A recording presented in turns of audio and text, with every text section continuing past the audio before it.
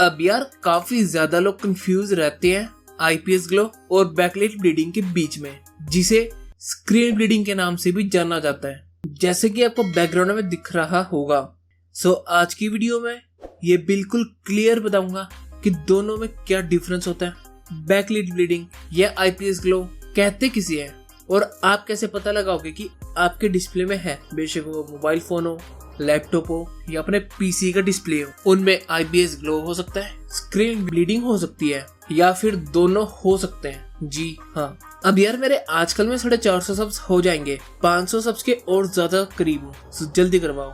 अब screen bleeding कहते किसे है, लाइक आपके डिस्प्ले के जितने भी पैनल्स होते हैं, आईपीएस, टीएफटी और भी एक्सेप्ट ओलेड पैनल्स, इनमें एक बैकलाइट होती है जिसकी वजह से कलर्स प्रोड्यूस होते हैं। जैसे कि एलईडी पैनल होता है, इसके पीछे एक एलईडी लगी होती है, एलईडी लाइट, जो लाइट प्रोड्यूस करती है डिस्प्ले के पीछे। और जब लाइट के आगे डिस्प्ले अटैच की जाती है, तब अगर वो असेंबल ढंग से ना हो या होने के बाद कोई भी एक्सटर्नल प्रेशर पड़े, सो लाइट पीछे से निकल के साइड में से जो डिस्प्ले के आगे आए, उसको बैकलाइट ब्लीडिंग कहते हैं। अब आईपीएस ग्लो किसे कहते हैं, जैसे कि इसके नाम में ही है आईपीएस, सो ये खाली आईपीएस के डिस्प्लेस में देखने को मिलता है। जब आप बिल्कुल डार्क एनवायरनमेंट में होते हो और आपको एक सर्कुलर येलोविश टिंट देखने को मिलता है, उसे आईपीएस ग्लो कहते हैं, जो कि मैक्सिमम आईपीएस डिस्प्लेस में होता ही है। एज आईपीएस डिस्प्ले का कंट्रास्ट रेशियो इतना अच्छा नहीं होता और ये ब्लीडिंग से बिल्कुल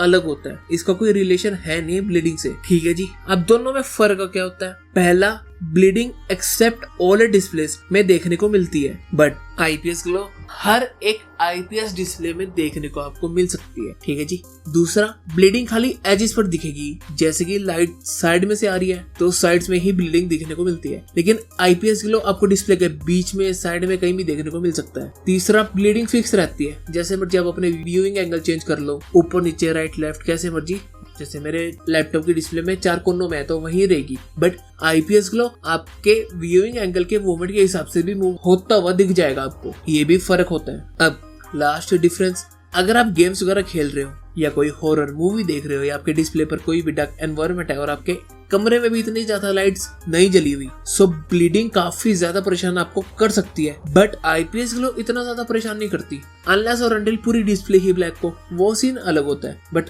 ब्लीडिंग का जो इश्यू है वो ज्यादा खतरनाक है आईपीएस ग्लो के कंपेयर में। खतरनाक तो क्या मतलब, ज्यादा इरिटेट करता है।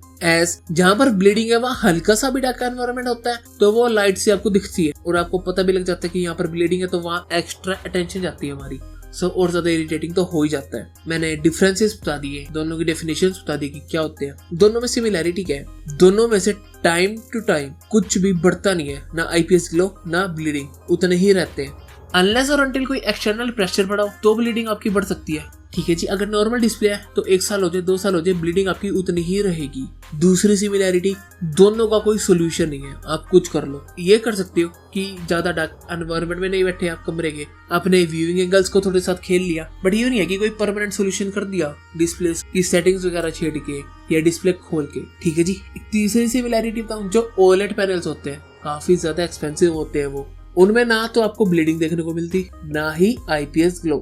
ठीक है जी। अब पता कैसे लगे कि आपके स्मार्टफोन डिस्प्ले है, आपके घर पे टीवी है, पीसी का मॉनिटर है या लैपटॉप का डिस्प्ले है, उसमें ब्लीडिंग है या फिर आईपीएस ग्लो है या फिर दोनों है या दोनों में से कुछ भी नहीं है। एक साइट है लाइट ब्लीड टेस्ट, डिस्क्रिप्शन में आपको लिंक इसका मिल जाएगा। सो उस साइट पर जाना, बस एक बार एंटर दबा देना, कमरे में अंधेरा हो, आपकी डिस्प्ले की ब्राइटनेस पूरी हो। ठीक है जी। और हो सके तो जो लैपटॉप का कीबोर्ड का बैकलाइट है वो भी बंद कर ही लेना, तो आपके लैपटॉप या कोई भी डिस्प्ले की स्क्रीन बिल्कुल ब्लैक हो जाएगी। अगर आप साइट पर नहीं जाना चाहते तो कोई भी वॉलपेपर हो या कोई भी पिक हो, बिल्कुल ब्लैक डिस्प्ले पर अपना लगा दो। उसके बाद ये देखो, लाइक मेरा लैपटॉप है, 2 लेफ्ट में 2 राइट में ब्लीडिंग दिख रही होगी आपको, तो ये चीज अगर आपकी है, अलग से लाइट आपको एमिट हो रही है डिस्प्ले के साइड में कुछ पैच में, ओनली बेजल्स में, साइड में, सो उसको बैकलाइट ब्लीडिंग के नाम से जाना जाता है। मैं दोबारा बता रहा हूँ, ये होती है बैकलाइट ब्लीडिंग, ये आईपीएस ग्लो नहीं है। और अगर मैं डिस्प्ले के बीच में लेके आऊँ फोन या अपनी आंखें भी, सो आपको एक सर्कुलर येलोइश टिंट कुछ देखने को मिल रहा होगा, उसे आईपीएस ग्लो कहते हैं, ये ब्लीडिंग नहीं है। ठीक है जी। अब जैसे मैं फोन की मूवमेंट करूंगा आपको वो सर्कल हिलता हुआ दिख रहा होगा, लेकिन जो ब्लीडिंग है वो एजिस में रहेगी ही रहेगी। एज मेरे लैपटॉप में 15.6 इंच की आईपीएस डिस्प्ले है, तो इसमें आईपीएस ग्लो भी है, बैकलाइट ब्लीडिंग भी है, दोनों चीजें हैं। मेरे को ऑलमोस्ट 1 साल हो गया इस लैपटॉप को यूज करते हुए। बैकलाइट ब्लीडिंग हर एलसीडी या एलईडी पैनल्स में देखने को मिलती है, बेशक वो लैपटॉप हो, स्मार्टफोन हो, डिस्प्लेस हो या आपके घर का टेलीविजन क्यों ना हो, एक्सेप्ट ओलेड। एज ओलेड में क्या होता है, हर पिक्सल्स की इंडिविजुअल लाइट होती है, खाली 1-2 एलईडीज में होती है जो कि पूरे डिस्प्ले को लाइट दे रही हो। तो बैकलाइट ब्लीडिंग का भी सवाल उठता नहीं है ओलेड पैनल्स में। ठीक है जी। अब इसका सोल्यूशन क्या है और हमें क्या करना चाहिए अगर हमारे डिस्प्ले में दोनों है। अब देखो कोई सोल्यूशन तो है नहीं इसका कि खुद से ही कुछ कर लो और परमानेंट सोल्यूशन मिल जाए। हाँ, व्यूइंग एंगल चेंज कर लो, एनवायरनमेंट वगैरह लैपटॉप पे सेट कर दो, घर में थोड़ी लाइट वगैरह चला के रख लो, वो सब टेम्परेरी भी है और इतना कामयाब भी नहीं है। बट ये कर सकते हो कि अगर आप ऑफलाइन ले रहे हो, लेते हुए दुकानदार के सामने ही चेक कर लिया, ब्लीडिंग है तो उस टाइम कह दो मेरे को तो रिप्लेसमेंट चाहिए, डिस्प्ले बेकार है, तो वो नवा खोल के देगा। आईपीएस ग्लो है तो यार उसका कोई सोल्यूशन नहीं है। IPS glow maximum IPS displace में देखने को मिलेगा, अनलेस और अनटिल वो कुछ ज्यादा ही अच्छा आईपीएस डिस्प्ले हो। ठीक है जी। और अगर आपने ऑनलाइन मंगवाया है तो पहले ये चेक करो कि जितने बंदों ने भी वो चीज मंगवाई हुई है तो उनको भी आईपीएस ग्लो तो मेरे ख्याल से देखने को मिलेगा। ब्लीडिंग देखने को मिल रही है या नहीं मिल रही। अगर उनको भी ब्लीडिंग देखने को मिल रही है और आपको भी देखने को मिल रही है, 7 दिन का रिप्लेसमेंट का पीरियड होता है, रिप्लेस भी करवाओगे तब मैक्सिमम चांसेस है कि आपके पास रिप्लेस हुआ लैपटॉप या फिर कोई भी डिस्प्ले है उसमें ब्लीडिंग देखने को मिलेगी। पहला पॉइंट। दूसरा पॉइंट, अगर खाली आपके लैपटॉप की डिस्प्ले में, आपके स्मार्टफोन के डिस्प्ले में या फिर कोई भी डिस्प्ले में ब्लीडिंग है, आपने रिव्यूज पढ़े, थोड़ा ऑनलाइन सर्च किया, बाकियों के डिस्प्लेस में ब्लीडिंग नहीं है, सो आप उसी टाइम चेंज करवा लो। मैक्सिमम चांसेस है कि अगले डिस्प्ले में भी ब्लीडिंग नहीं होगी। ठीक है जी। और ये भी डिपेंड करता है कि कितनी ब्लीडिंग है। अगर काफी ज्यादा ब्लीडिंग है और वो में कम है तब भी आप रिप्लेस करवा सकते हो, क्योंकि चांसेस है कि अगले डिस्प्ले में तो कम ही आएगी। और अगर आपने लैपटॉप चला के देख लिया, डिस्प्ले चला के देख लिया, आपका काम चल रहा है, ध्यान से देखोगे तो ही नजर जा रही है, वैसे नॉर्मल यूज में पता भी नहीं लग रहा, तब गुड टू गो चला सकते हो। मेरे को 1 साल हो गई यूज करते हुए, ऐसा कुछ बड़ी दिक्कत नहीं आई और मैं लैपटॉप अच्छा खासा यूज करता हूँ, गेम्स खेलता हूँ, एडिटिंग करता हूँ, मूवीज देखता हूँ, यूट्यूब चलाता हूँ, काफी कुछ करता हूँ। ठीक है जी। अब अगर आपके लैपटॉप या डिस्प्ले में दोनों है, घबराना चाहिए ना। बहुत ज्यादा है तो रिप्लेस करवा लो, कम है तो चला लो। मैं भी काम चला रहा हूँ, आपको मैंने दिखा दिया कि ब्लीडिंग भी मेरे में ज्यादा है और आईपीएस ग्लो से तो मेरे को आज तक दिक्कत नहीं आई।